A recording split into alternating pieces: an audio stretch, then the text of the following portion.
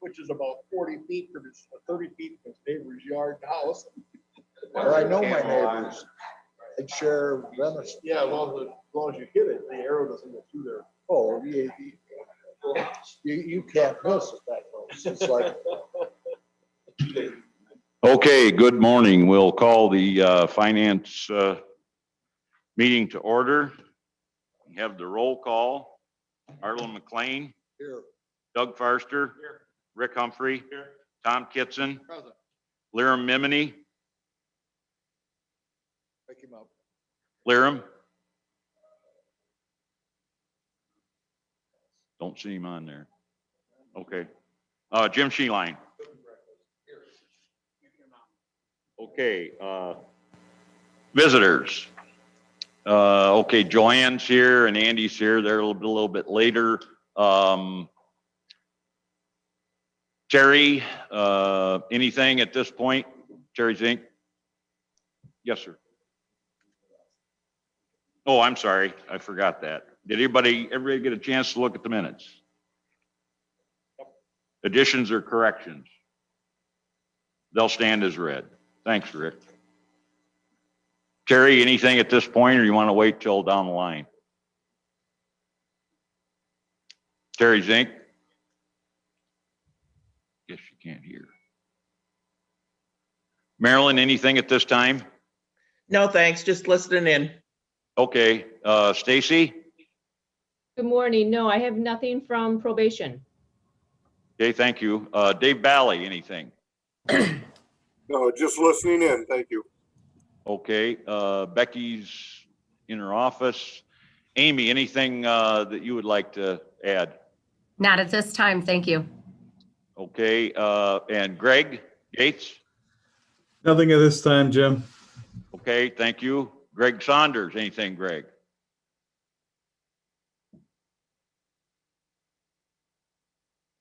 Okay, he's not available, so who else have we got in here? No, I don't have anything, Jim. Okay. Sheriff? Morning. A couple quick things, and then I'll wait on qualified immunity and talk to you about that later in your meeting. But first, the panic and door alarms are down at the old courthouse. Obviously, we're doing work on the phone system for both courthouses, and that interrupted the panic alarms that are connected to the phone line. So FESIC's working on that this morning.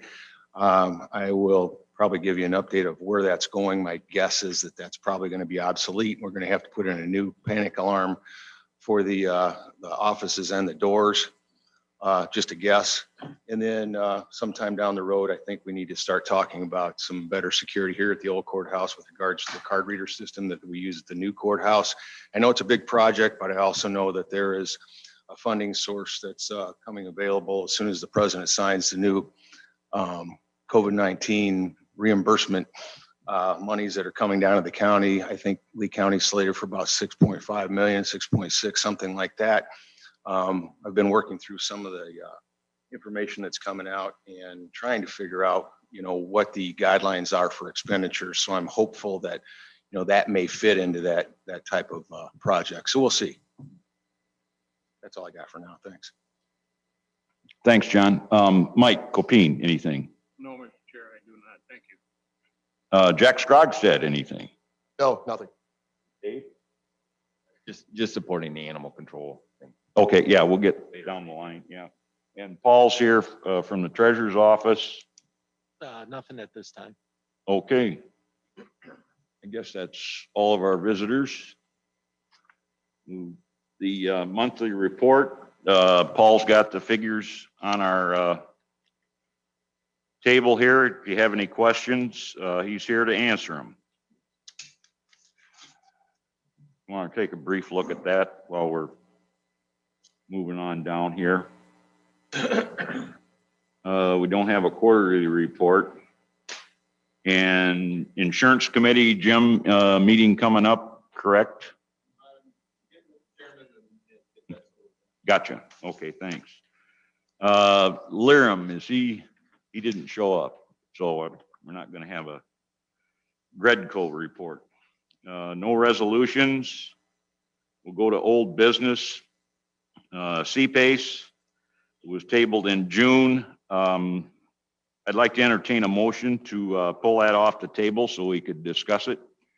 Motion by Tom Kitson, seconded by Doug Farster. This is a program that is through Black Hawk Hills. And today with us, we have Andy Shaw, who's going to give a quick view to the committee on what this is and what we can do with it. So Andy, Yeah, welcome. Good morning. thank you.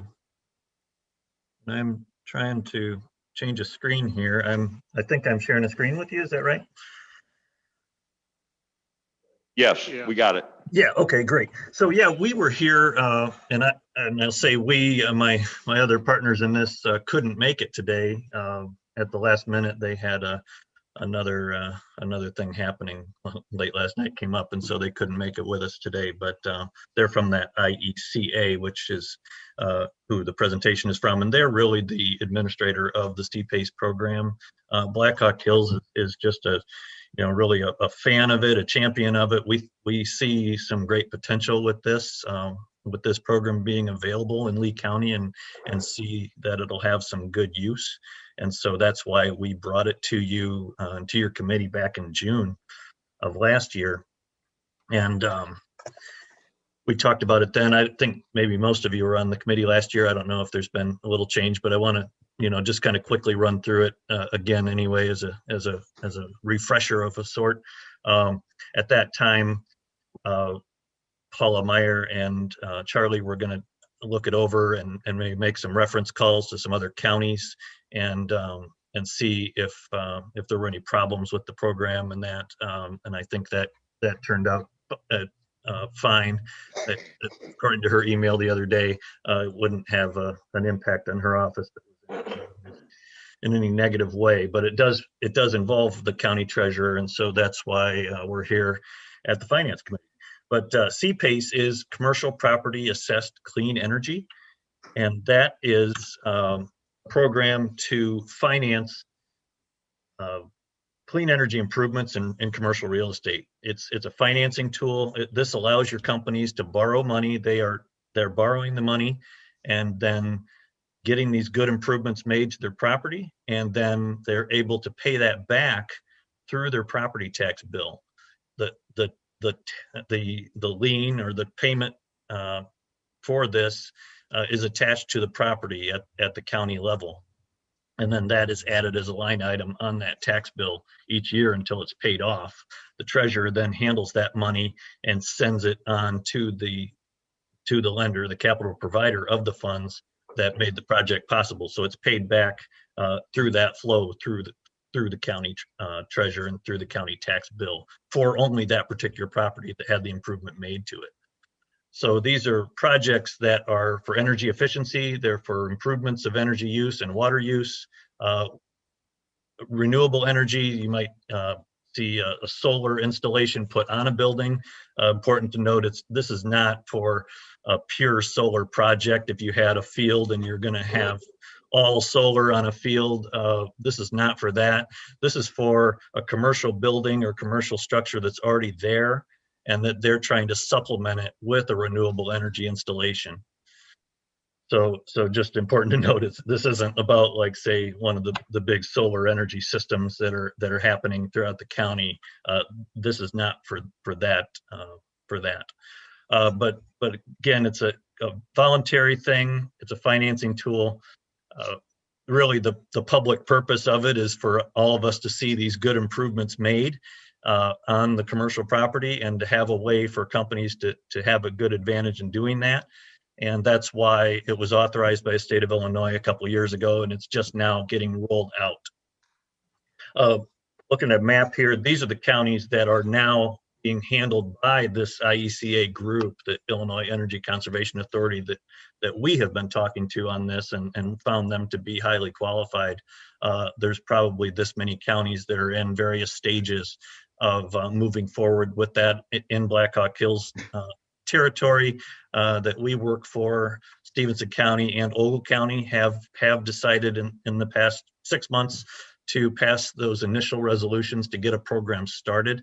And that's what we're looking to do in Lee County as well. A resolution just states that we want to work with the IECA as our administrator, and we want to move forward with them in that role. And following on with that, a few months from now, if you were to do it this month, there would be an ordinance and a full program that would be passed by the county board that would outline all of the particulars of it. Moving forward, then a lot of states are doing this, not all, but quite a few at this point. It's a relatively new program, but they're saying here, and it's in about 20 states right now, and it's growing dramatically.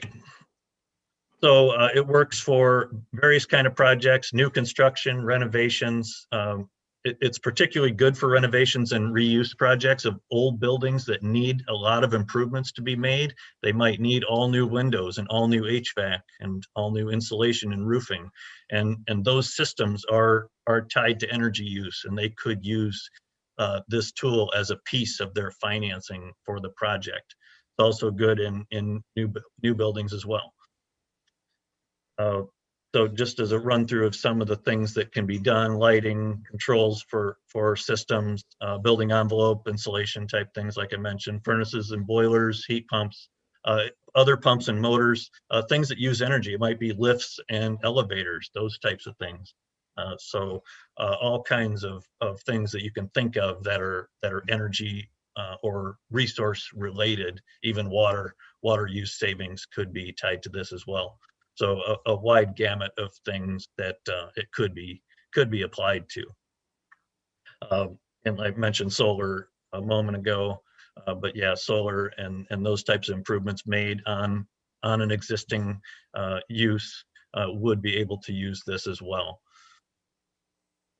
Vehicle charging systems, those would probably be something we'll see a lot of in the near future as more and more electric cars are out in our communities.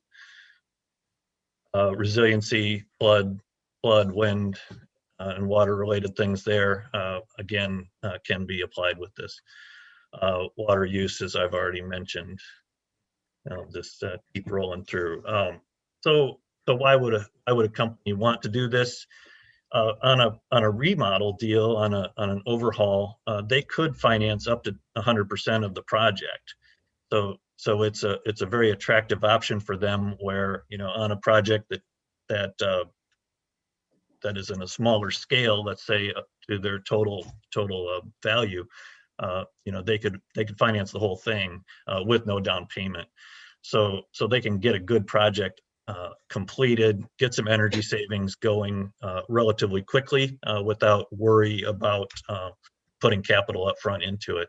It does have non-recourse financing. It's a unique financing tool because actually the building is the one that's essentially being underwritten for the loan and the lending.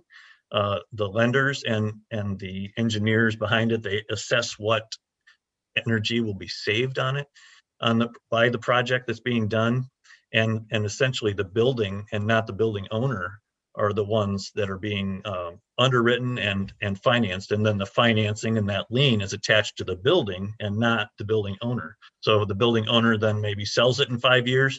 This lien continues until it's paid off. It is at a fixed rate, long-term financing that 20 to 30 years. This is up to the life of the project. So the project is assessed again, and however long that useful life is, it was 15, 20, 25, 30 years, they can finance that entire term. So, very, very attractive terms. It's a longer process of repayment if they chose to do it that way. They don't have to. But if they chose to do it that way, they might pay a little more interest, but it does allow them to potentially have positive cash flow right away because the payments would be smaller each year by extending the terms. Mentioned the off balance sheet thing there. There's a potential, due to the fact that the building is really the one that's carrying this debt and not the building owner. And the payment to pay it back, the annual payment that's attached to the tax bill, the company would be writing a check to Lee County treasurer as as their tax check. And so some companies are able to view that as really just an annual expense, a tax expense. And so they don't have that on their balance sheet as a traditional debt. So in some instances, company auditors and companies do it that way, and that allows them to have an advantage in that sense too. Again, it reduces waste, saves energy. The lien runs with that property and until it's paid off. And then it does, like I mentioned already, it goes to that new owner whenever the property changes hands. That debt does still need to continue to be paid until it's satisfied. So just as an example here of what this might look like and the savings involved with a we'll call it a typical deal on the left side here. When somebody's financing a larger project, they might have different sources of capital, including, equity, cash equity, other forms of debt, like a mortgage that might be the primary amount of debt that's funding the project construction. And then they might, due to gaps and needs that come up, they might have a higher cost source of capital, sometimes called mezzanine or bridge financing, et cetera. It's a more expensive way to borrow money, but they do it to get the project done. And so you see here the combined cost of that capital is 8.4% there in the cash return. You can see with PACE, then PACE in this example is offsetting that mezzanine debt, the higher cost debt, with a cheaper form of financing. It's around 6% percentage rates right now. So it's a little higher than a mortgage at this current market, but it's allowing someone to fill that gap with cheaper than that otherwise would be done. And so the combined cost in the combined interest rate is a full percentage point or more less than what it would have been without PACE, and it's allowing those portions of the project related to the energy to be attached to the PACE financing. And it's stuff they would have probably built anyway in these cases, but with this they can shift that over to the PACE to save some money. And the financing is set by a market. It's not fixed. These are private capital providers that are making the decision to lend for the project. The interest rates are in the sixes, low sixes right now, in a range like that. The loans could range from 50,000 to much greater. So it's really a pretty broad tool. Although it does, a $50,000 project is obviously a lot of money for a lot of our small businesses to borrow. It does need to be, and we've heard even 100,000 is a safe minimum. As a kind of practical level, because of some of the fixed costs of borrowing and through the system aren't cheap, and so to borrow a small amount of money isn't as feasible. And then the loan to value of PACE can't exceed a fourth of the ultimate value of the property after it's completed. So part of the assessment process is what will that property be worth once the improvement's made, and they can borrow then up to 25% of what that amount is. So it's only to finance a portion of the property, but if that 25% represents the entire project, it could finance the whole project on the PACE side. So requirements to do it, again, the 25% I've mentioned. There is an assessment process to make sure that the project is saving energy. It's not incredibly strict in Illinois. They do need to exceed code. At this time, they don't have to exceed by a huge amount, but the project does have to save energy to really meet the standards. And then they enter into that assessment contract that allows then the repayment to happen and go through the county. Mortgage lenders, if there is another mortgage on the property, they must consent to this because this is impacting them. they have found that virtually always happens once the lenders begin to understand what's happening. Their collateral is actually being improved by the project, and so typically that has happened.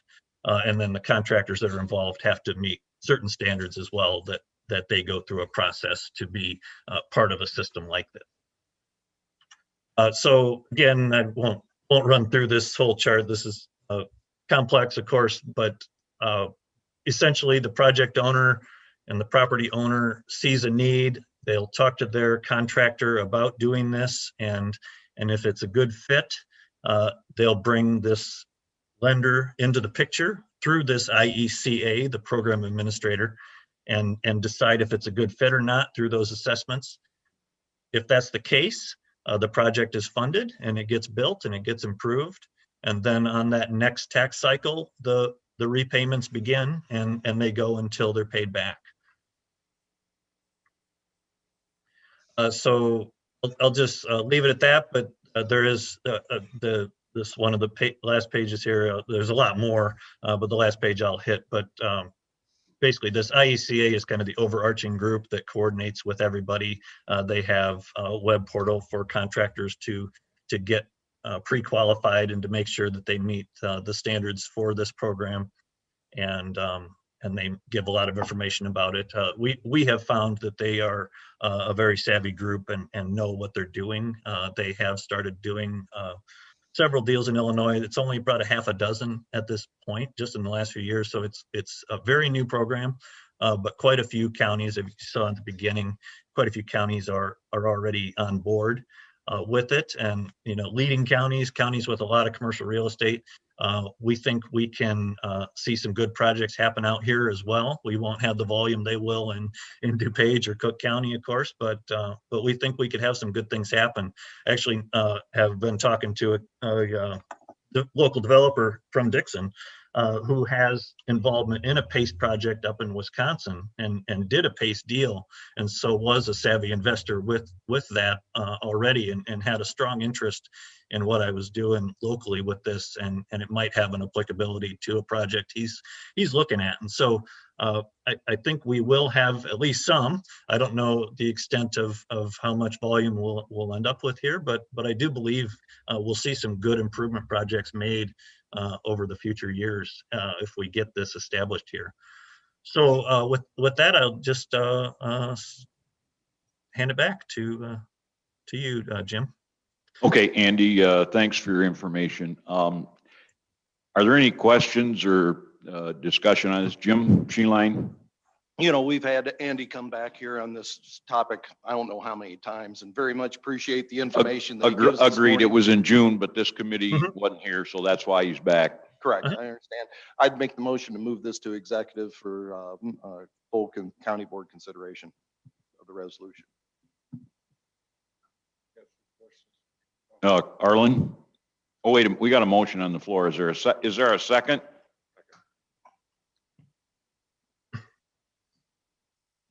All in favor?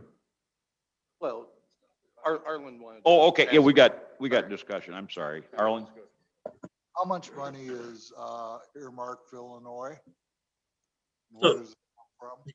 Yeah, there's not really a limit with this. It's funded by private capital providers, and it's really their prerogative if they choose to lend into a project. So there's really no limit to this. It's not state money. It's not local money. So there's really not a cap on what's possible with this. So it's really just expediting them getting a loan from a private vendor. Yeah, and it allows them to have that. It's really for the lender's sake, they get a very secure payment flow because they know, a tax bill at the county level, that's going to get paid. And they know that. And so they are going to get their payment every year to pay this back. So their advantage is that primarily, I would say. But yeah. Andy, does county get any commission or any money for doing this? Yeah, there can be, and that is something that would be built into the ordinance that will come back to the board in a few months. But the typical structure that they've been doing at the IECA is a 1% fee that is paid to the county. And then that, but also an annual fee that's typically built in and structured to each payment. And so the treasurer's office can calculate their time and know that they won't have any cost. So the treasurer's office can build in an administrative fee that's built into the annual payment that they would collect with that annual payment. So that's one piece of it. But then there's also typically that 1% project fee, somewhere like the enterprise zone collects a fee of 1/2 of 1% on a project. This would be kind of comparable to that, where they would pay that fee up front as a way to get in the door with it. So there could be a potential with that, you know, and the county would have to decide where they would want to devote that fund. If it, So that's negotiable, Andy, or is it? yeah, it is. You know, although, you know, I think 1% is probably fair. It's you know, that would collect a decent chunk on some big projects. But yeah, it's definitely something that the county would decide what number that would be. In the page and the ones that have gone with this, are they all at the 1% level? I believe so. I was at a meeting in DuPage County and first picked up on that. They had it on a screen. I took a picture of it and on their PowerPoint because it grabbed me. I'm like, wow, that could really accumulate quite a bit of funds if we did this. So I keyed into that right away and started asking some questions. But yeah, that has been the typical one in Illinois is around that. So if I understood your numbers enough, it costs them more to do the loan, but the loan's guaranteed, so there's, I didn't see how it made financial sense for the borrower. It could be a situation where, you know, they have borrowed all they can from a traditional mortgage source. And so this is filling a gap in that, you know, like in that example, you know, they have, you know, you might have a loan from this source and another loan and multiple partners. You know, it's basically just one additional source of that capital in the big picture. They have to sign off, the existing debt has to sign off to allow them to do this? Correct. Yeah. If anybody has an actual recorded lien on the property, you know, like a mortgage, they would have to give their consent to this. Andy, this is Rick Humphrey. I guess I got some concerns with this. I mean, it almost turns the property tax into a finance package. I don't know if the property tax avenue is met for that. I mean, I'm all for growth and stuff, but like Arlen brought up, I mean, it looks to me like under the current interest rate situation, I mean, it adds extra cost to the business. It shifts a lot of the debt to asset ratio over onto the property taxes. I'm more concerned too about if the existing property happens to be sold or we get into a tax sale situation, are we upside down now on the value of what is owed against the property and what it's worth? I mean, it's maybe not so much the existing owner, but what about the new owner coming in and we can't find a buyer for the property?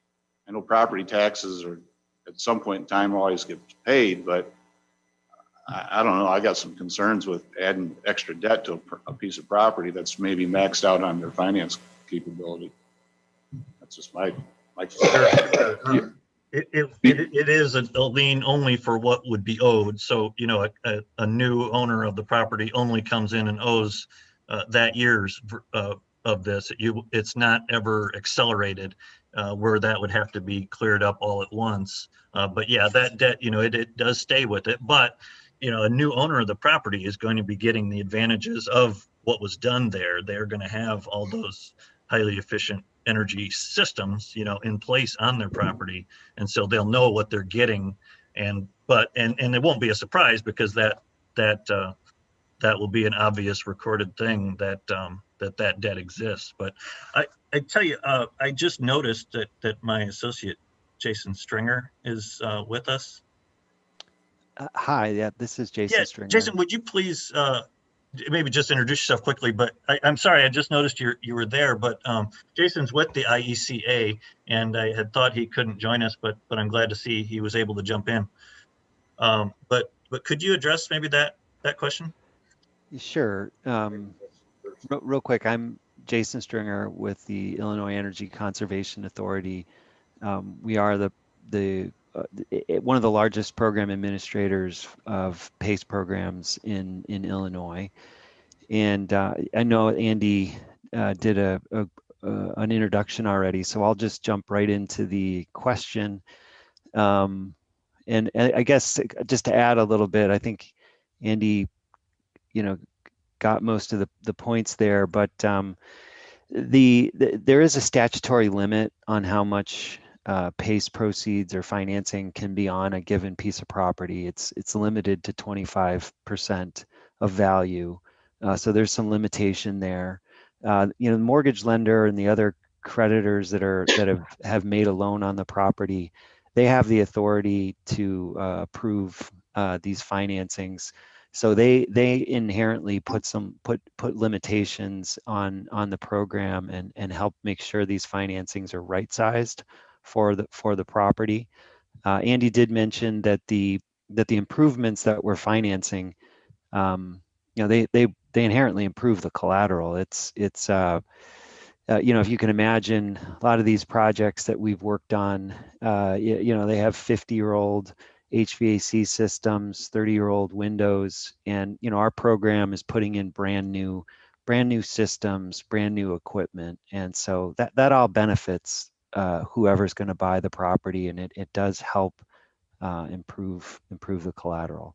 And I'm not disputing that. I guess my question is, if it makes that much of an improvement, why don't they just get commercial financing? I just have a difficult time putting the onus on the property tax.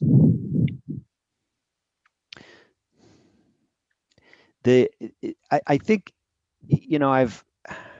I've worked on this in this program for almost 7 years now, and I've worked actually in Wisconsin prior to Illinois, and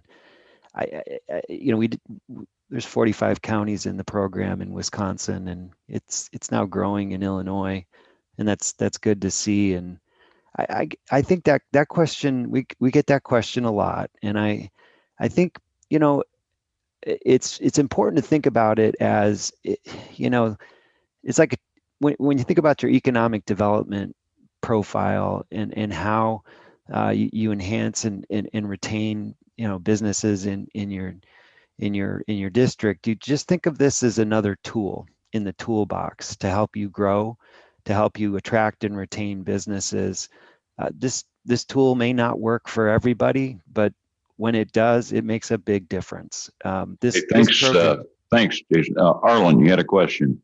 If I was the owner and I wanted a cash flow loan after this, so the capital was tied up and everything is fine, does a lender who is trying to give the cash flow loan able to turn down that because of the indebtedness? I just wondered, does it restrict your ability to borrow going forward? No. Okay, Charlie Boonstra, did you have input here for a minute? Sure. I mean, take this for what it's worth. This is the decision you guys have to make moving forward. Based on the conversations that I've had with Paula regarding this program, we really think on its face, the idea of helping businesses, new and old, coming through is obviously something that the county needs to look at. Something we need to see when the businesses in the county have been hit so hard by COVID. But what I want to try to figure out is what it adds as a burden to the assessor and the treasurer's office, and what kind of benefit that it would bring to the county. It's a mechanism to bring in or attract new business or help sustain existing businesses. However, you kind of have to weigh what that burden is going to be and the benefit that would receive from it. I guess one of the questions I would have from this is the kind of benefits the counties that have been a part of this program, that have been involved in this program, what kind of benefits have they seen? How many businesses may utilize this type of program? Is there any issues with selling these buildings down the road? Because the new building, you could look at maybe building a new building that may have the same type of equipment or the green effect that you're discussing with lower tax assessments, rather than building that is involved in this program. that's something that might attract somebody saying, well, I'd rather just build one rather than buying the one that has this tax lien on it. So that's something I think you guys have to consider when weighing the benefits and the burdens that it may have on the county. And I'd like to hear at least from the assessor's office and the treasurer's office, because we don't know who else is going to be involved in this or type of middle managing this. Agreed, Charlie. To me, I agree with you, Charlie, on the aspect that it's going to put a burden on our treasurer's office. We're already short. She's going to have to be putting some more help on for the upcoming tax season. I just don't know, Andy, if this is going to be a fit for Lee County. Granted, I agree, development is a great thing, but I'm under the thoughts that it sounds like we're bankers. we're taking a payment on a loan and then moving it through our channels. So that's just my thoughts on it. Does anybody else got any comments on the committee? We got a motion to Tom. Thank you, Mr. Chairman. To Charlie's point, I think in the past, we have asked to have Charlie look at it and have Paul look at it. I would like to hear what Paul and the assessor comments would be. And before we pass that on to the board, I would withdraw my second to have us do that. The reason I made the second was so we could have the discussion initially. I agree. Not that I'm opposed to this, but I wanted us to have the discussion. And I would like to see that discussion come from both the treasurer and the assessor. Okay. I would withdraw my second based on that. Jim, would you withdraw yours so we can get this to the treasurer and the assessor for moving this on to executive?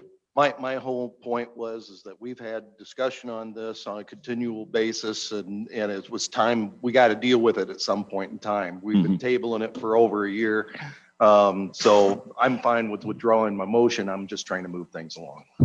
Okay. Need a motion to table this till we can get the assessor and the treasurer to look at it. Motion by Doug Farster.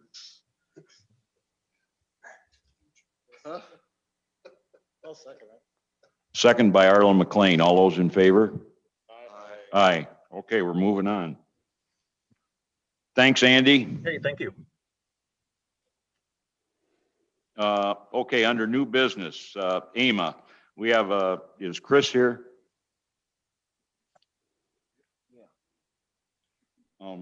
We have a presentation by Joanne Snyder. She's up in the upper left. Morning. Morning, Joanne. Chris is going to be in here a minute to talk to the committee real quick. Sounds good.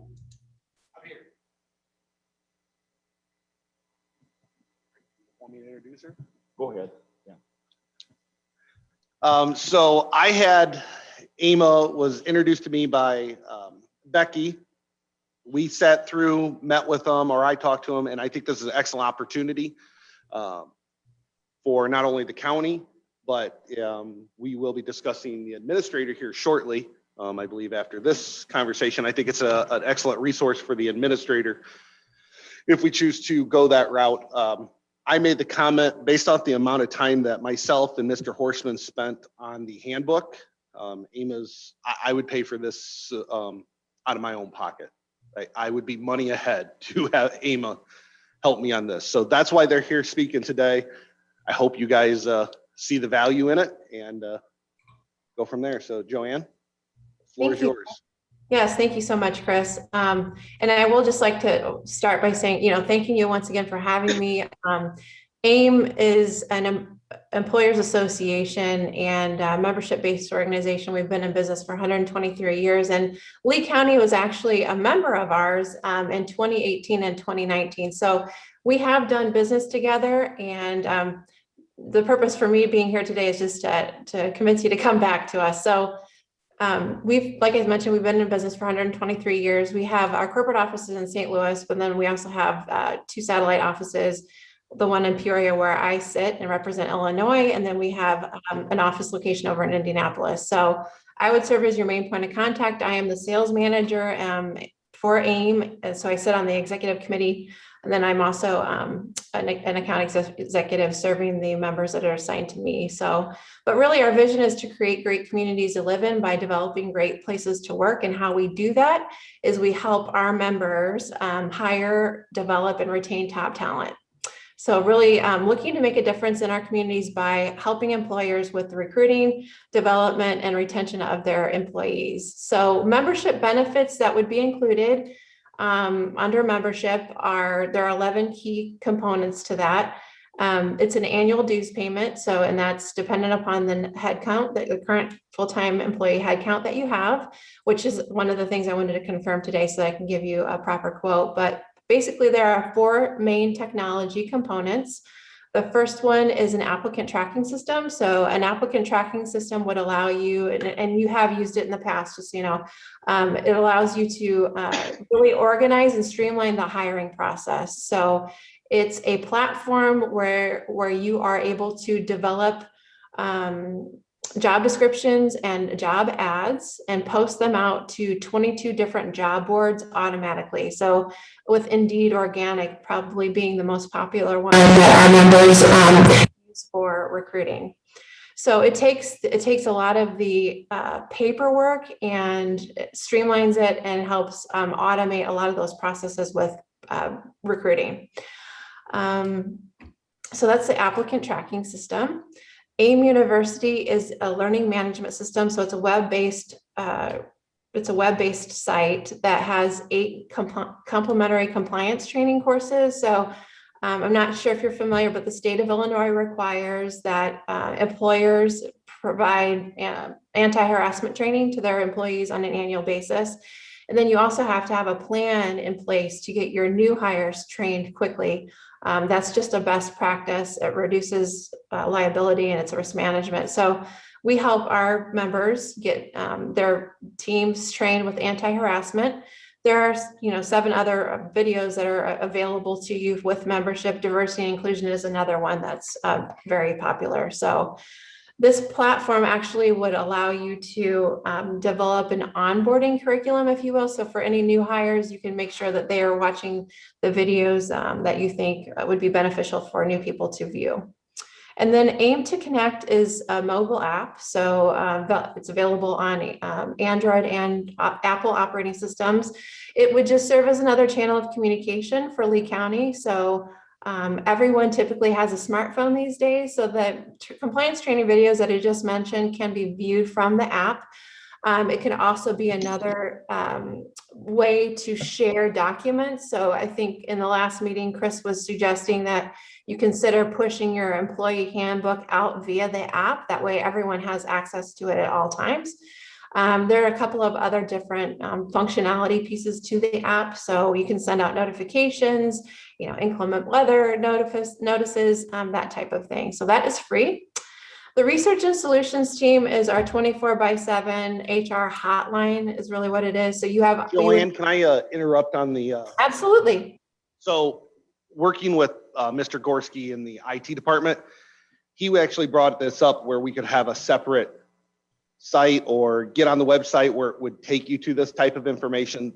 It would save him time and energy to go and have the app already built. They would manage it. He could continue to focus on other things. It's just extra time that he would not have to devote to that. So that's one part of this membership that we are already looking at progressing down. Absolutely. We would be happy to help. So the HR hotline is available to all of your employees really with any HR question, any scenario, any sample policy, whatever you can think of HR related, you have unlimited access to that. So that's available via email or phone. The online business libraries are through our website. So there's a member portal on our website, but you would have access to 4 business libraries, HR BLR, compensation BLR, safety BLR, and HR Answers Now CCH. Just another library, business law libraries for you to have reference to. I think if you were going to purchase these outright, this is like $6,000 right there. So the employee opinion and engagement survey we would conduct on your behalf once a year if that was of interest to you. Basically, it's a closed-ended questions, just surveying your people with satisfaction of their employment. We do all the legwork for you. We provide reporting and feedback based on the results, and that is once a year. We would do that for you. And then you have access to local, regional survey information and national survey information. A lot of our members use this resource for compensation and benefit survey data. So just making sure that you're staying competitive with what your compensation policies and practices are. We're seeing a lot of demand for hourly workers, and a lot of members are having trouble hiring them. So it's important for you to take a hard look periodically at what your compensation rates are. The AIM roundtables, you would have a seat to 10 of these on an annual basis. What these are is we do these once a month. It's the third Tuesday of the month. We bring in a subject matter expert on a topic that's HR related, and we have facilitated discussion. It's a great way for our members to network and hear firsthand how other counties, in your case, would be handling certain HR scenarios. And the same with Work on Workforce. Those are just those are other free events that you would have access to. The morning briefing is our morning podcast where we have a partner at Ogletree Deacons provide real-time labor law updates. This was really important during COVID, and it continues to be with all the changes that were happening on a day-to-day basis. Now we're doing that twice a week. So those are live podcasts where you can ask questions, and again, just another resource for you. And then last but not least, well, we have HRCI recertification credits. Those are really for people who are HR people who are seeking designation. A lot of our classes are applicable for that. And then the e-surveys are like bi-weekly pulse surveys just on different various topics. We will pull our membership base on, what do you do with PTO versus vacation time? And then we provide the results of that poll to the membership base. Anything that would fall outside the scope of what's included with membership benefits, you would get a 20% discount on. So any project related work, we would be clear to communicate, hey, that's not included. And we would, suggest a proposal process for that. And then the rest of these services are just categorized by function. So this is everything that we do to help our members hire, develop, and retain their people. Last but not least, this is the very last thing. The AIM check is our background verification system. So it ties in seamlessly with AIM track. So as you're recruiting people, you could run backgrounds or different screens on them. I understand that your sheriff's office does a lot of that, but you would have access to that through AIM as well. So just from a value proposition standpoint, if you were to price out each of these services that I've just mentioned independently, you'd be looking at over $100,000 in value on an annual basis. So that's it. Fast and furious. Any questions?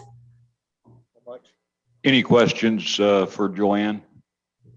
So I'm sitting back here talking to the sheriff, and he's like, the hiring process, helping with background checks. Once again, it goes back off of taking work off of local people so they can focus on what their primary job is. So we'd be able to. I missed when you talked about the annual cost. What's the annual cost? Yeah, so I wanted to confirm your full-time employee headcount. I think we talked about it last time, but I just wanted to confirm. Yeah, so it's just under 200 full-time. Okay, so it's would be $19.10 a year. That $1,910 a year. that assumption that we don't use the existing. I believe my assumption is yes, to be honest with you. I think some of this I think this kind of ties in hand with an administrator to keep them up to date on what needs to be done from a HR standpoint. We'll, like I said, per the agenda, we'll have that conversation here shortly. But I think they kind of tie hand in hand. Currently, we paid Sickich a lot of money last year. Is And the county administrators, the people who use this most? so did you have a breakdown, Joanne? I know Mr. Strugstead asked of some examples of companies that might be using this, or counties, cities, Yeah. villages. Yeah, so I just pulled up my list personally. Now, we do work in Indiana and St. Louis and Missouri, but I thought Illinois would probably be most pertinent to this conversation. So Knox County Housing Authority, Decatur County, Livingston County, Champaign County, we do work in, Decatur County, we do work in. So maybe we do some work in Rockford, but I don't know if we do any work for the county. So there are many counties that I could give you, if you wanted to check references or whatnot, I'd be happy to do that. Jim, do you know what we're paying our outside resource group now? Yeah, there's a limitation. You mean sickage? Yes. Yeah, it's a limitation of 120 hours for the year. And I think the maximum, that figures out to 23,400. When we hit that amount, we're charged $195 per hour for anything that they deal with. I've included in the packet, the last page, it shows the average monthly hours is 10 hours. And right now we're over that by about 15 hours.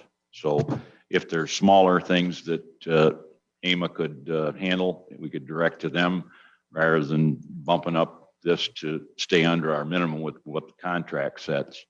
So with Rick, go ahead. with our current HR provider, I'll just for better lack of terms, are we under a contract with them and when does that run through? I guess what I'm just looking at is, are we going to have an overlap here if we decide to switch things up, or are we going to maybe sort things through differently? I guess I'm just trying to understand. I mean, are we double covered if we decide to add this as a benefit? So, Yeah, we're under contract for 1 year. and that runs from when to when? I believe till November. And to mind, this same question came up in ad services. This is not an HR company. This is yeah. And so I wouldn't consider this double coverage. I would consider this as a resource to county board members, to the department head, or to the chairman, to myself. Like I said, the amount of time and effort that I put into the handbook. Oh, I understand. I'm just trying to figure out where we're at and what we're getting and once provided again, for what we're paying for. John? This is a wonderful service. We tried to get it implemented 2 years ago, shortly after our former administrator left, and it didn't fly. But they provide all kinds of different services. Some of it's pay for play, but some of it goes with the membership. I think it's a very valuable service. Mr. Wetling, Maryland's online. Marilyn, you had a question. Yes, more of a comment on what you said regarding sickage contract. Unless I misunderstood it when it was initiated, I think just prior to the administration change, when I was still vice chair and John was chair, I thought we were talking about that after we did the certain number of hours, it was going to stay at the same rate, not jump to 195, which you just quoted. But maybe things changed after. John? John, can you speak to that? $195 is actually $100 an hour less than That's correct. Charging us. We were getting a break by having the contract. This program goes extremely well if you were to hire an administrator. It goes hand in hand with sickage.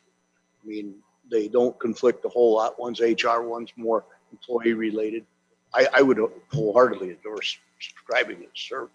Yeah, I You agree. can use what you want and what you don't want.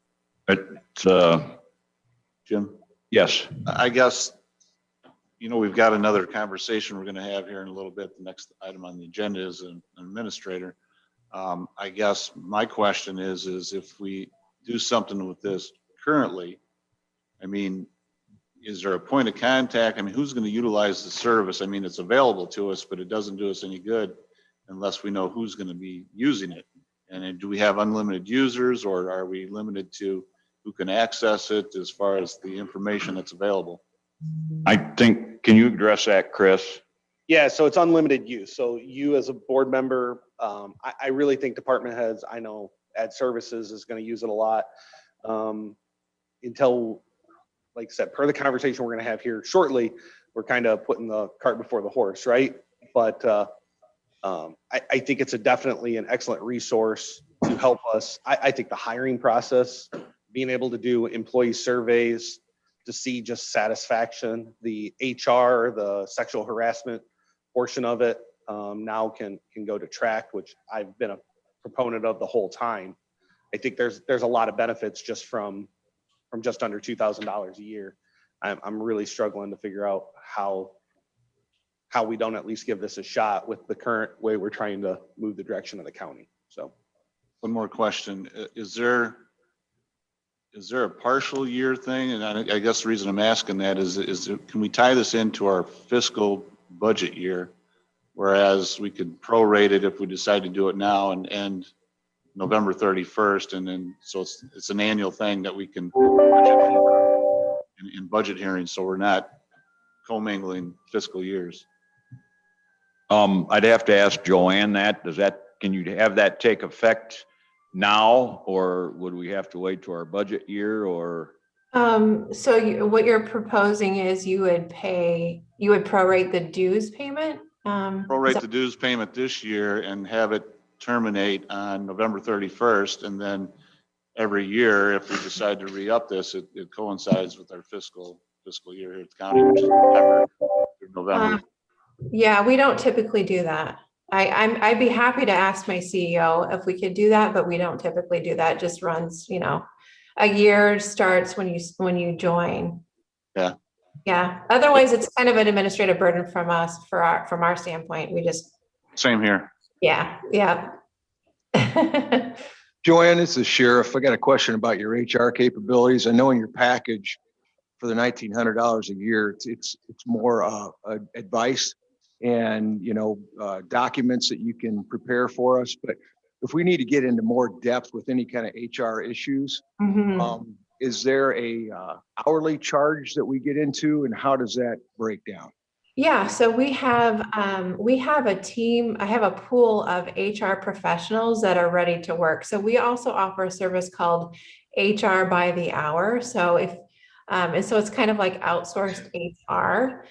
So it would just be dependent upon the project that you needed to be completed and what the scope of it was, right? So for example, if you said, Joanne, we want to look at our compensation structure, and we want to compare that to, all the other counties in Illinois to make sure that we're on these job titles where we know where we fall, right? And so then at that point, we would engage with a compensation consultant, and he would provide a recommendation on a project. So I guess it just depends. But to answer your question directly, we have consultants that are able to work and with expertise in all these different fields and these different areas. And those would all come at a 20% discount, correct? Correct. That is correct. Arlen? It seems like I agree with Rick. I hate to say that,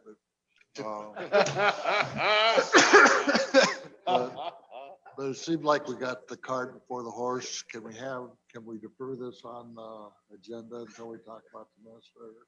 Because you have the administrator that fits really well. Charlie, can we defer this to recommendation to executive after we have administrator conversation?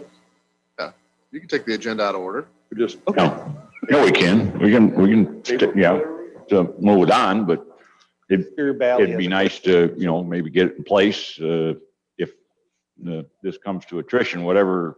Tom? Joanne, I got one other question on the hiring process that Sure. you referred to at the beginning. Obviously, we probably do more hiring than anybody else in the county, so this is kind of near and dear to my heart. Does the hiring process that you described included in your annual fee as far as assisting with hiring or application process and posting to Indeed and other resources? Yeah, that's basically a software that would be included. There's a caveat though to that. We would want you to use us for background verifications as well. And so if you were able to use us for background verifications, then that system would be free. Otherwise, there's this like a small license fee. So. Okay, thank you. Hey, Bally, did you have a comment? Yes, thank you, Mr. President. Real quick comment on this. I believe we need to step up to some of these things, and these also give us county by county, an overview of other counties in the state. So these corporations, I think, are a great advantage. I just wonder what are there other companies like this that do this? What kind of competition are these companies in, and how would we find that out in the future if we did not like one or didn't wanted another or so, and it would keep the competitiveness of the price range? That's my question on the whole thing. Thank you. I don't know of any other We have very little competition. I mean, I'm yeah. aware of. What we, like I said, we were past members. Well, I think the year was 8/17. Mm-hmm. Yeah. Yeah. So we'll hold off, move on to the next item. Yep. Yes, Jim. Yep. Thank you, Mr. Mr. Sheeline. Mr. Chairman. President. Question, yeah. Oh, I'm sorry. That's right. You did get promoted.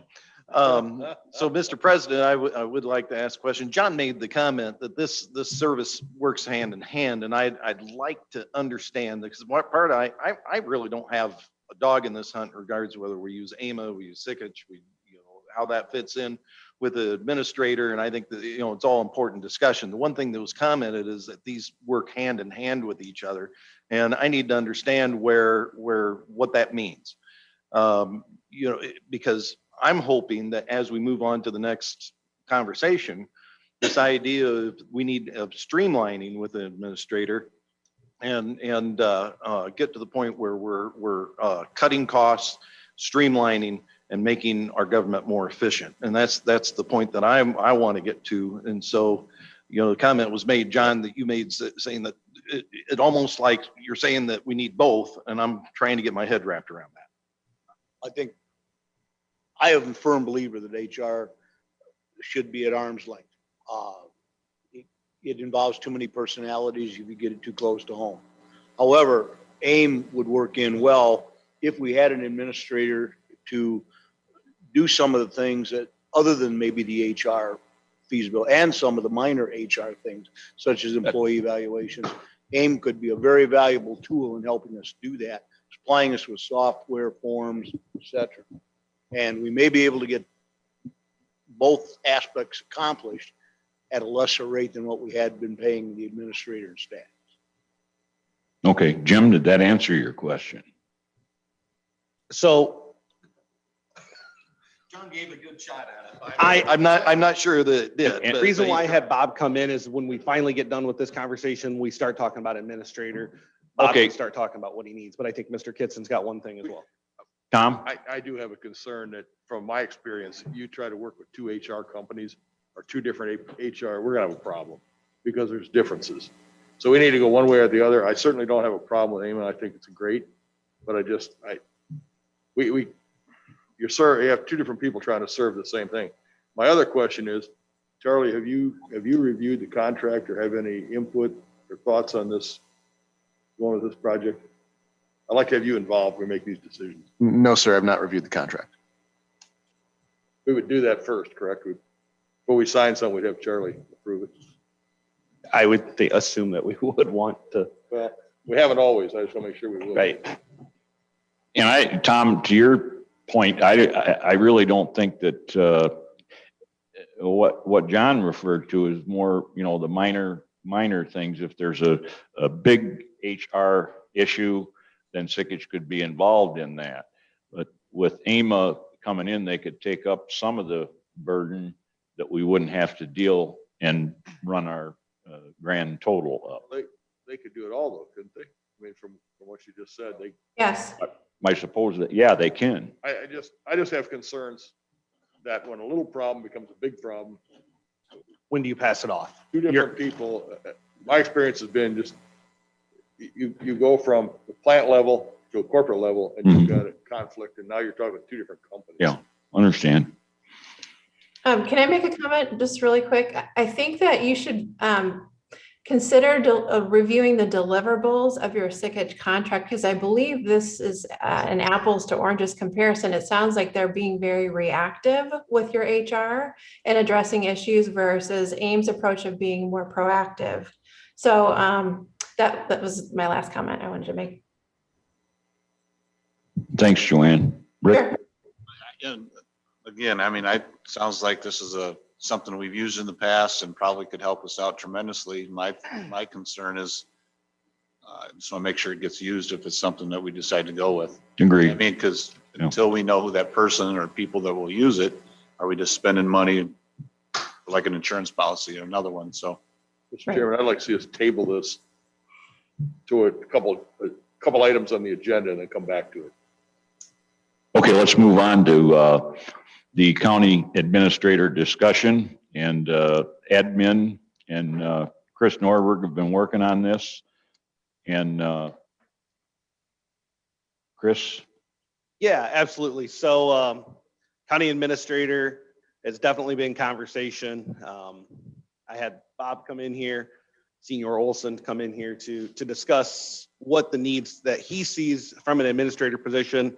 Mr. Horseman was able to take the previous job descriptions and incorporate some of our HR needs into the job description. So if it's not in your packet, it will be. It is available what the new job description is. To give you guys a little bit of a heads up, I called Whiteside County, asked them what their HR, if they had an administrator and what that person did. He's like, yes, we have an administrator. The current UCCI currently recommends an administrator's salary between $93,121 or $93,121 to $119,724. That's what UCCI comes up with the salary range. Their current administrator over there makes $106,000 and has 2 assistants underneath of them. But they're getting stuff done, and he's able to delegate and get things done. I asked him, okay, so what's the job of the administrator primarily? He says they handle HR. Right now, they're 90% of the time they're handling HR. They do assist in the budget. We know that we have a fantastic treasurer in Paula, who's got a very good hand on that. But I think the administrator could have input on that.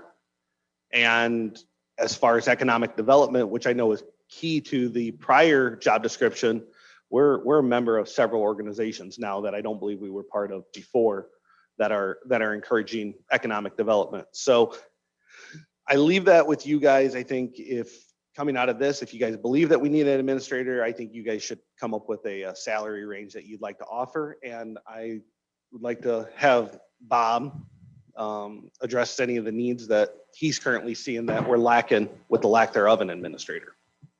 Well, I think we need somebody here every day. I think it needs to be like a CEO type individual, just my thoughts, that can hire and fire and can work with department heads for budgetary concerns and everything. There's around 150 employees at the county, give or take. That's a lot of employees. You need somebody at the top of the food chain that can help and do that. Charlie can attest, we talk about every day, doing Charlie on something. I mean, there's always something going on. I'm not complaining about what it entails, but there's a lot of moving parts to this county that you need somebody at the head of. You've got 3 prior chairs here. I mean, Jim, what's your thoughts? There's a lot of stuff, and John could probably attest to this, that there's policies and stuff that we haven't had upgraded that we need to be having upgraded. The former administrator was doing that, in the process of doing it. I believe there's some things that an administrator could do that the chairman may not be able to work in. Obviously, it's a part-time position. Like Bob said, an administrator's here every day, and it's their life. So my views would be an advantage to this county. So one of the other jobs I see this administrator doing is help educate the board members too on what we're voting on and procedures and stuff. There's a lot of stuff as board members I think we lack on, and he or she needs to educate us on policies and stuff as we go through. Yeah, I agree with you, Bob. And also too,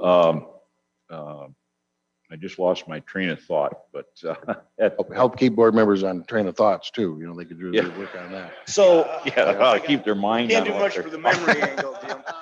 I got Mr. Strugstead kicking me in the back. Go ahead while I'm trying to get it back, Chris. Yeah, that's fine. You won't, but good luck. Anyways, I got Mr. Strugstead because it's an example of I didn't know what paid in vacation was. I can admit it. Nobody ever told me. I was sitting down one day with Bob. He's like, you know what paid in, and we were talking. I'm like, oh, I thought it was literally like the vacation days for employees. So when I found that out, we were having our ad service meeting, and I was like, explain this to us, Nancy, and we talked about it. I think the administrator can help train board members on just some of the procedural stuff that we're doing. Like, it's really hard for me to come up to some of you guys as fellows and be like, so what does this really mean? But I think if you've got an administrator that county board members trust, if you've got an administrator that the employees trust, they can ask those stupid questions in confidence to get answers. Yeah. Yeah. Rick. I mean, I'm a big fan of administrator, but I mean, as we talk here and you guys talk about all the benefits, I mean, for this to work, you got to find the ideal candidate. I mean, that's huge. That's true. And I finally got back on the track. One thing I believe an administrator has to be involved in is the budgetary process. And I mean, big time, very, very, I should say informed, working with the finance committee and the treasurer. But that the administrator has to be involved in that and have good financial, I believe, qualifications to do that. And I agree with you, Rick. We got to have a qualified individual. James. So one of the comments you made, Chris, and of course I'll echo, be an echo chamber here, is I'm all completely in favor of an administrator. There's no question. Comment that you made though, Chris, I think we need to qualify. And we can't be ambiguous about this. This administrator, in my view, is the head of the budgetary process. It's not an advisor. It's not somebody to work with. You're going to get the administrator's going to get the information from the treasurer and then work with the finance committee and direct the budgetary process. I had a conversation with Paula, I don't know, about a month ago, and she made it very clear that from a statutory perspective, she is not, as treasurer, not responsible for the budgetary process. She's been doing that and serving in that function because there's nobody else to do it. And that's been great that she's done that. But there needs to be a full understanding that this administrator will work with the finance committee to direct the budget. Absolutely. And in the job description, Jim, it does still state. Yeah, I did read that. Okay. But you made that comment, Chris, and I wanted to make that clarification. Once again, every county can operate differently, right?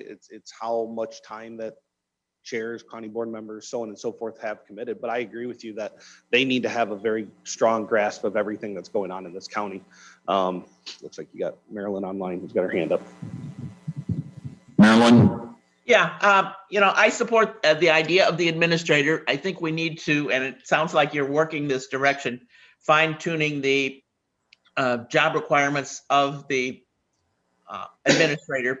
I think that was one of our failings before, is we had too broad of a description, and we hired someone that had the education but didn't have the experience in that role. And so she's given this broad generalities of, well, you got some HR, you got some budget, you got personnel, and economic development, we'll throw that in too. And, it was just overwhelming. I don't see economic development, as important as economic development is, I don't see that as a role of our administrator. We've got Blackhawk Hills, we've got LCIDA, Jason Anderson, and he's in Ogle County, but there's a lot of overlap there. So I don't see economic development as something that would be primary on the administrator's plate. Thank you. Yeah, I agree with John. I agree with Marilyn. We initially served in the hiring committee, hired Teresa, and I think we did make it too broad. I think we should limit the economic development to just the 3 groups that she recommended, along with the enterprise zone, and confine the administrator to the HR if necessary. There again, some of the bigger picture may go to an outside firm, but the day-to-day things should probably go to the administrator here. We do need somebody with boots on the ground rather than the way it's been. And to, I believe, Marilyn's point, the one correction I do see on the job description is it does say bachelor's degree preferred, recommended, a master's degree preferred. I'm still a fan of experience. If somebody comes in and experience for me leads, I'm a big believer right now in casting a wide net.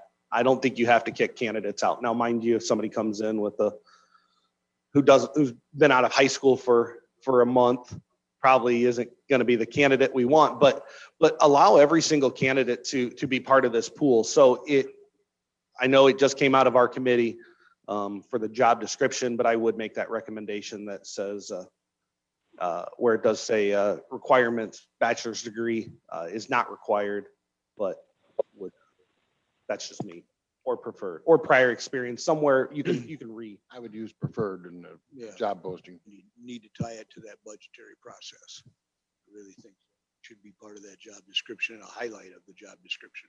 Rick? So, I mean, I guess from what I hear from the floor is everybody pretty much favors the county administrator. The concern, not the concern, but I guess it's not budgeted for this budget year, but it's going to be a process to get somebody hired and in place. I mean, are we talking about starting the ball rolling now with a potential, say, December 1st start date? Is that? Sorry, I don't know that we can do anything quicker than that, can we, without being upside down in their budget? Is that what the intention of admin was? I think admin would be, the sooner we can get the hiring process started. It's going to take some time. I assume that to find the right candidate, I personally believe it's going to be a 2-month search. I don't want to just continue to throw. By the time you do the search, and if you want the experience, they're probably already at a job, they're going to have to give notice there. So now you're looking at 3 months. We're in March, so you're June. I mean, realistically, by the time this passes the board, you shoot for a December 1st start date. Is that December 1st or to coincide with the new budget year? I would like to see something sooner than later. I'm sure Mr. Olson Well, will I'm as sure, well, but I'm just saying, I'm trying to be realistic about it. I mean, I think if the right candidate walks in today, if you guys approve a salary range, we already kind of gave you a job description, but yeah, I don't think you can put a time frame of when it's going to be personally. Just my opinion, it'd be nice to have Bob? in the budget process, in July, August, it'd be nice to have somebody here by then. Yeah, it would be aggressive. Jim? Well, as far as that goes, as far as bringing the person on, I mean, it's the chicken and the egg. If we would get somebody in place by July, that person is still we could still have Paula's going to work hand in hand with that candidate and get them familiarized with our processes and our budget, and they'll be able to do that. If the hire didn't happen, it's still going to be, kind of the same thing. It really doesn't matter. We just need to get a person on board. The one comment that I would make is again, and I know this is, we'll get to this conversation as well. One of the failings that I saw, both as a person outside looking in, being familiar with county processes, but then as a board member, being here watching, one of the things that I saw was that we had 24 chiefs talking to one person. And we had 24 people wanting to operate day-to-day operations and really hamstring. We have to be really clear. When you go to an administrative position, the board becomes policy. They don't become day-to-day operators. And that has to be understood. And that goes hand in hand, I think, in my view, with also the reduction of the board. We don't need 24 people directing an administrator. We can do this job much more efficiently with a smaller board, with an administrator, and deliver the services that the county needs. Tom Kitson. Thank you, Mr. Chairman. To echo what Jim said, I agree. And I think that our past, we need to make sure our past failings we correct. And that initially, I don't know that we told the administrator exactly what we expected. And to Marilyn's point, we added a lot of things. And also, the best of my knowledge, we failed to do any kind of a review process.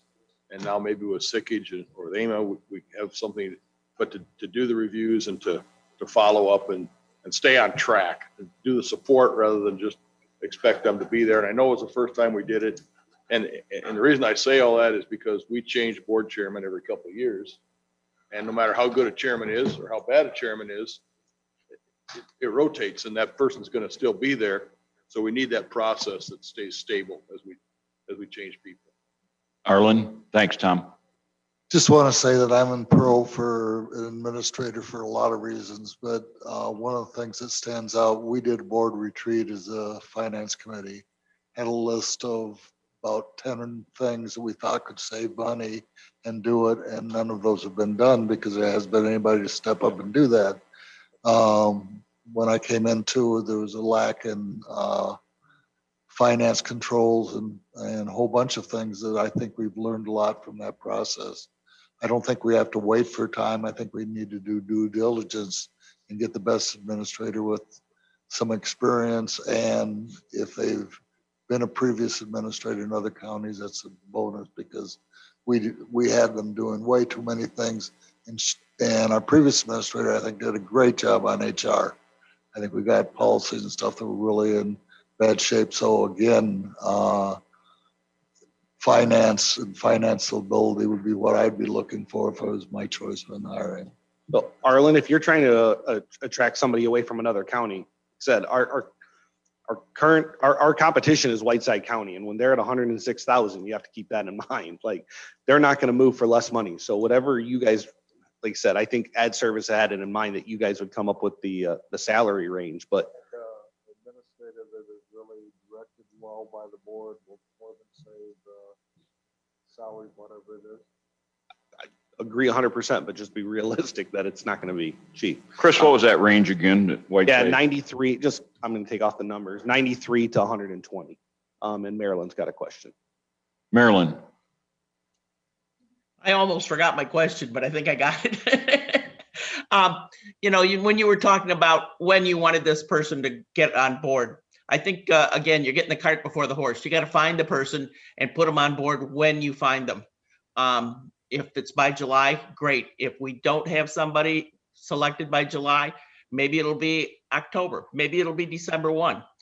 You've got to remember with the hiring for the previous administrator, we went through 3 different rounds of interviews. We did not select a candidate out of the first round of interviews.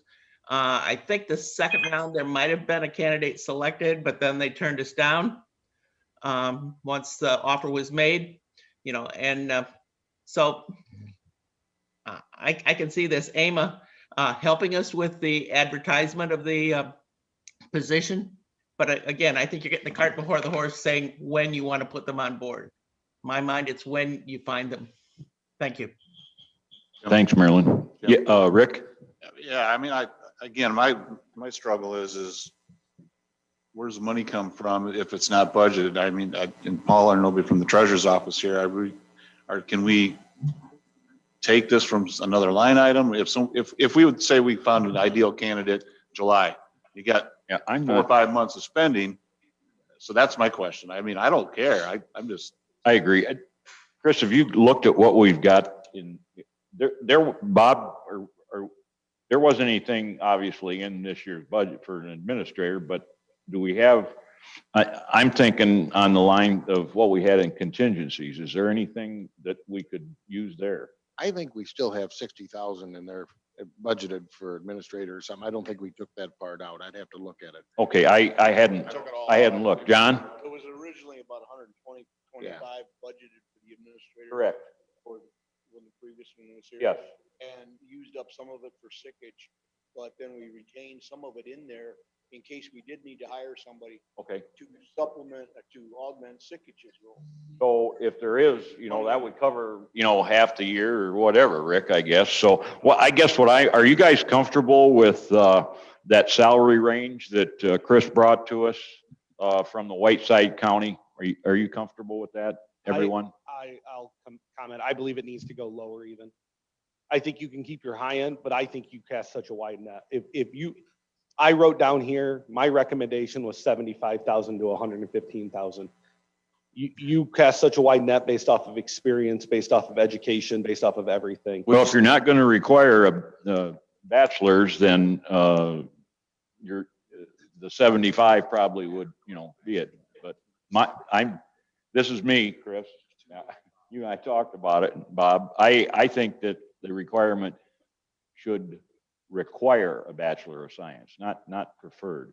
That way you might be able to bump I don't know. I'm just, if you're going to keep thinking. the bachelor's degree requirement, then yes, I think you can have that, call it 90 to 120 range. But if you're going to get rid of that portion of it, then you can hire even on the lower end. But that's higher. So your minimum of 5 years experience, is that a requirement or a guideline?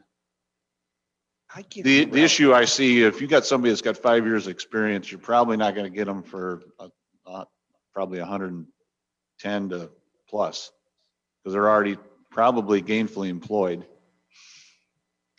I don't see it. One thing you need to consider, Jim, and this came up in the last rounds of interviews a couple of years ago, is you do have to consider a certain level of education, only from a liability standpoint. That's the thing. And Charlie, I hope you'll back me up on that. But, you can't just pick up somebody right out of high school, as Chris would say. You got to have somebody with a certain amount of education. Otherwise, you're going to run into a bind there. well, we're trying to get what we're comfortable with, and we'll move it to the executive What would committee. you recommend? You don't believe the minimum 5 years should be on there? Or? Well, I don't have a problem with 5 years. I'd rather have somebody with the experience. My concern is that if they've got 5 years experience, they're probably currently employed. And I don't think you're going to get them for anything less than probably 110 plus. That's all I'm saying. And that's my point. Like if we really want to go to administrator and have somebody with experience, we're going to have to pay for it. Period. I believe if we get a good administrator, they'll more than pay for themselves. And if they don't, they shouldn't. It was a bad hire and we'd go farther. It'll take a while, but if we channel them right, they'll more than. All goes back to finding the right candidate. That's right. Either way, and pay what we need to So, get. I mean, that's what I'm saying. You'd probably be better off to have a wide scale. You might find somebody that's 3 years experience or something. But I prefer somebody with experience, but you might be able to get them. We need to find a fit for Lee County. Yeah, and that's kind of what I'm saying. I would probably not put the salary range to begin with, because I think we want to see what we can get and it may be worth paying. We got to give some guidance to whoever is the hiring committee so they know what they can. Give some range. But. Yeah, I think we gotta. So I'm right with you. If you wanted to keep the bachelor's degree as a requirement, you wanted to lower it from 5 years down to 3 years and just give a wider range. I can agree with all of that 100% because I think you just cast a big net. I mean, I don't have a problem just as it's written. Putting the onus on the hiring committee for the experience. I guess what I'm saying is if you've got somebody, even if they're fresh out of college and they've got the proper credentials and they're the right person and the right fit, why should we close the door on that person because they don't have 5 years of experience? So to Dave's point, he goes, he's not a degree guy. So he's sitting there going, man, if they've got an associate's but they've got 20 years of experience, where's that come? Wait.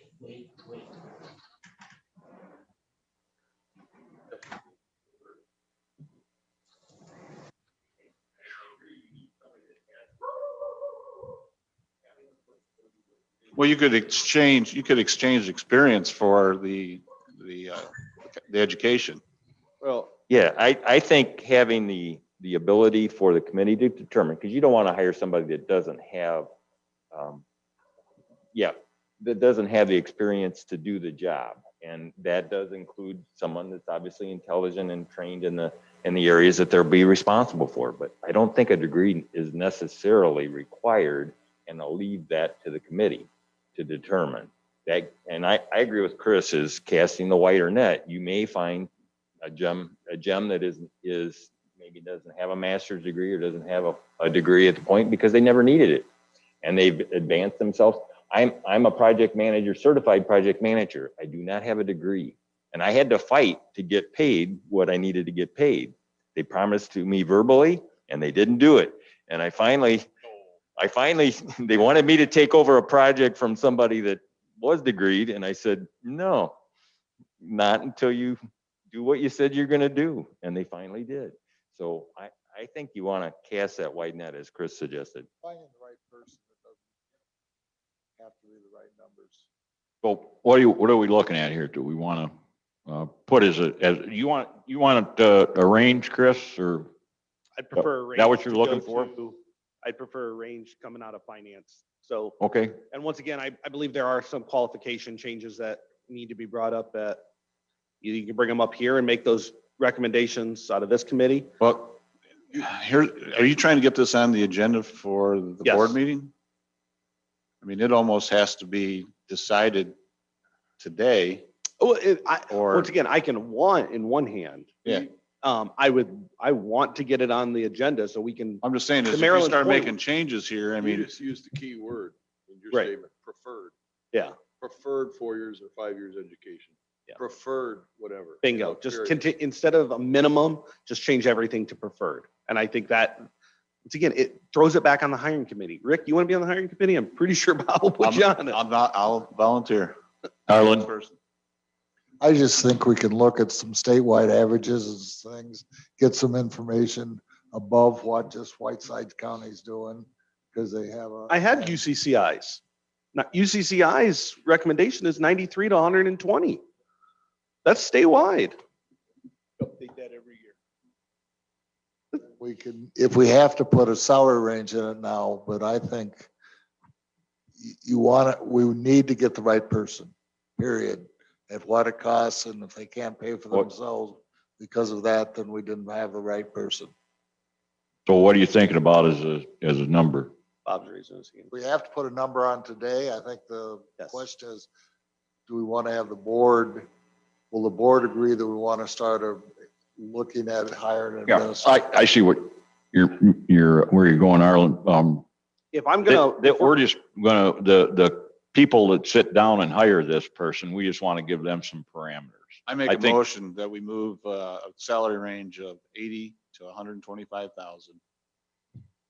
And that gives them some leeway to be able to find the right candidate. I'll second that. Bob, did you, okay, we got a motion from Rick for 80 to 125, a second by Tom. Discussion, Bob. I just went and got my budget and we don't have any, nothing in there for administrator. We took it out. I this last rescind time. my motion. We get sure Rick got a motion out there before I told him that, all right? that was my question all along. I mean, When we hired an administrator before, we had the same issues. Contingencies there, or? John? We can find it through contingency or we can make it happen. Contingency, I think we've got some in there, so. But there's going to be a serious amount of care money coming very soon. And what did you say, John? You thought we could have 130? I don't know if we're eligible, but if we can play, I think the county is going to have some decent money from the feds. Okay, well, 6.7 million to be exact. Well, we'll get to that. So motion on the floor to make the salary range for the future administrator 80 to 125 by Rick Humphrey, a second by Tom Kitson. All those in favor on moving this range to the executive committee, say aye. Aye. Opposed? Okay, we'll move that on. Moving down the line.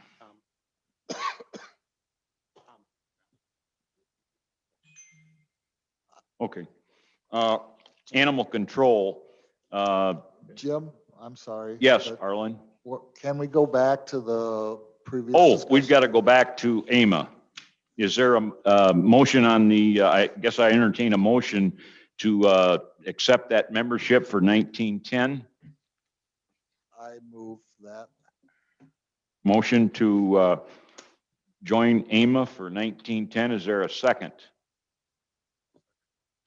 Seconded by Doug Farster. All those in favor? Discussion? Aye. Opposed? They want to discuss. Yeah, you got to call for discussion before. Oh, Charlie, I'm way ahead. Sorry. Is there any discussion on those two motions? Tom?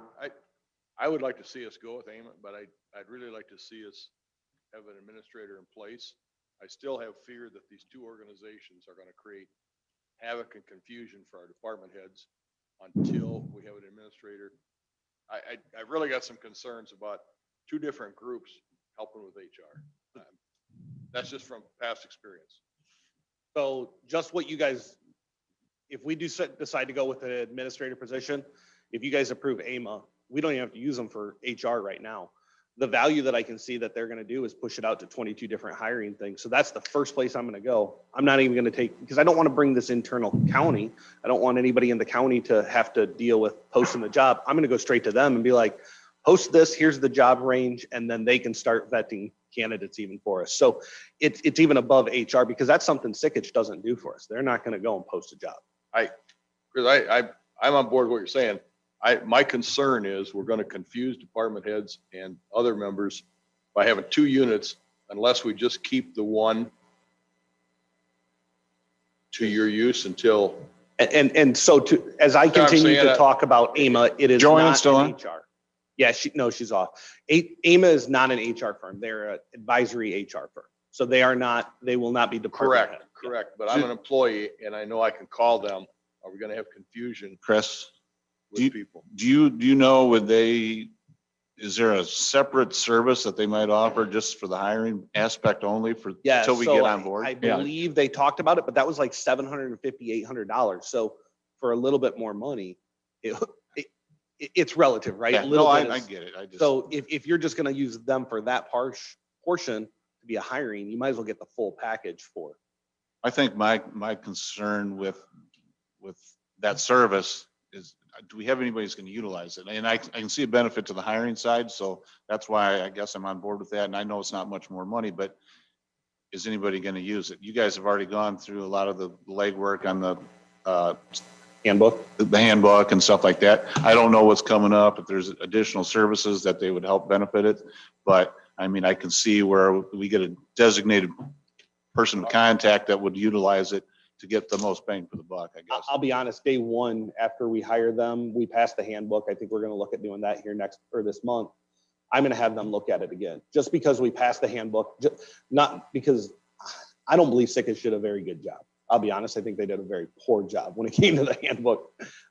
Just little things like presidents, and Right. They just did some poor things when it came to it. So day one, I'm going to have them look at it. And if I bring back a handbook ordinance in 3 months, nobody's going to care.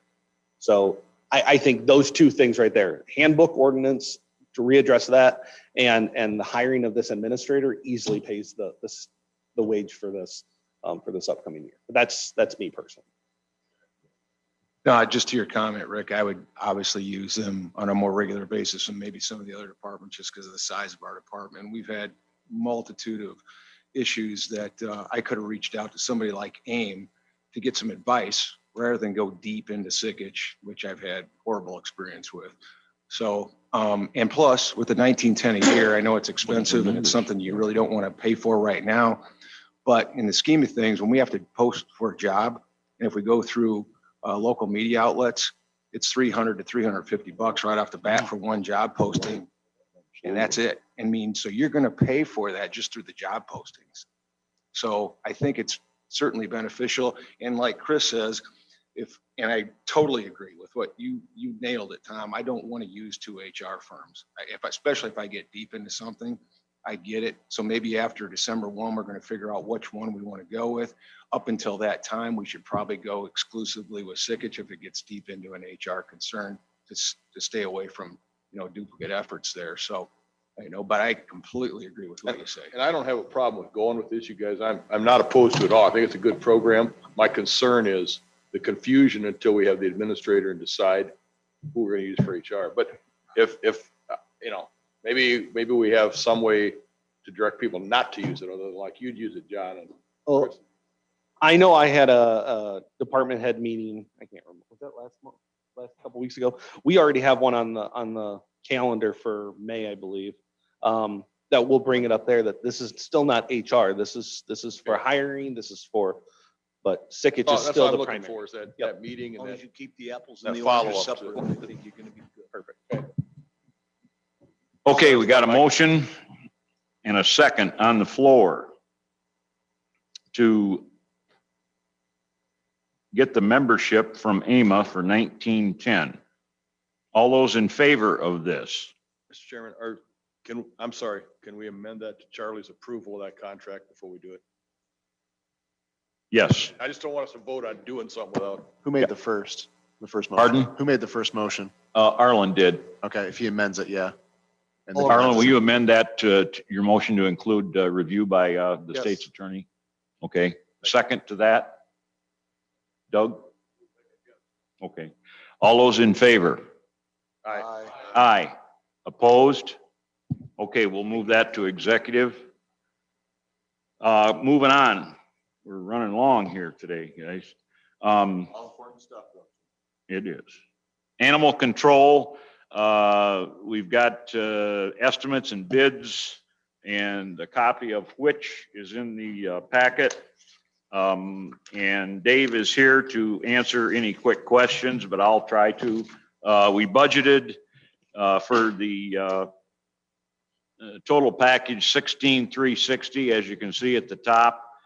And it came in higher, but you can subtract the insulated guillotine doors, which puts it at, yeah, don't get caught in the guillotine. The projected then would be 17,504. And like I said, it was budgeted and it's like, what is that? $1,200 more, and we have money in capital that can cover that. So I guess I need a motion to approve that work for the animal control. I guess I'm gonna make sure we're clear. I mean, it's only $1,700 more than what was budgeted, or is it? Yes. Well, because the inside of the walls is an additional 14,000. Right. No, not additional. The other part is an outside slab, and there is outside work. At this point, we're going to delay that until next fiscal year, or we may consider that separately, later this year. But for right now, we're just trying to get the inside kennels completed, and this is the total number for the inside kennels. So the 14,575 from the second page is being moved to the inside project, and as part of the original 16,700. Right. So we're pouring concrete walls to create the left and right wall. We're using stainless steel gates on the front and epoxying it, and pouring floors that actually slope to the drain. And that'll give us 2 extra kennels and a much better facility inside. And the guillotine doors and a slab outside, fencing for each of the 10 kennels, and a perimeter fence will be future. So where the doors are going to be, are they going to leave them open, or are they going to cut them later, or what's going to happen there? Cut them later. Yeah, we'll cut them later. We would do that when we do the outside work. I'll make the motion. Yes. Make the motion to approve the contract. Motion to approve the work by Tom Kitson. Second.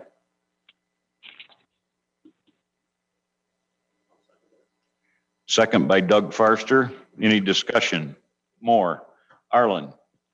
It seems like we put a lot of money in the dog pound over the last few years. When we started with a contract of 38,000, it was net. So a couple questions. How many dogs are we getting majority of the time? Terry, can you answer that? Have to help us there. So it varies. I mean, we can go from 2 dogs to 6 dogs within a day or two. What, I understand. So the maximum we've ever had is 6? Is that what you're saying? Nope, maximum I've had is 8 and then plus. If I don't have room, so if I have big dogs and small dogs, there's been times where I've had to put the big dogs in the kennels and I've had to put smaller dogs in crates or like wire cages. So on an average per And if month, we- how many dogs do we usually go through?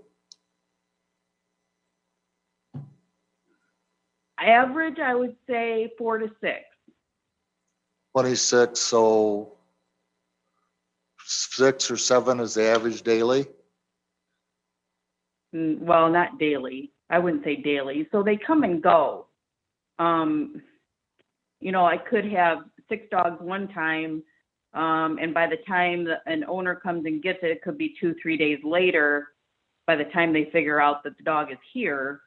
Or I have a dog not claimed, could be here 7 days or more until we can get him into a rescue. My question generally is not, is there places, for example, we talk about other dog pounds that take people and at the money, we've got 200 and some $1,000 in the building. We probably put another 50 to 100,000 in repairs and maintenance think- on it with blacktop and whatever.